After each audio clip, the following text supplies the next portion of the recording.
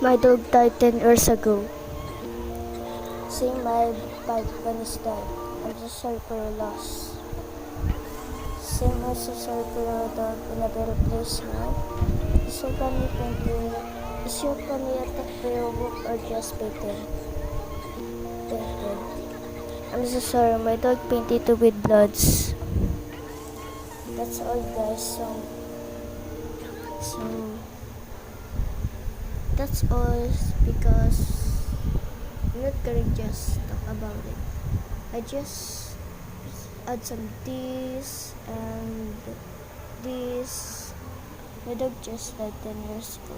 So I add this and this, three of them, but I add some, so I'm sorry to be nice and kind, so I'm not lying, and I'm not crying because just talk about it.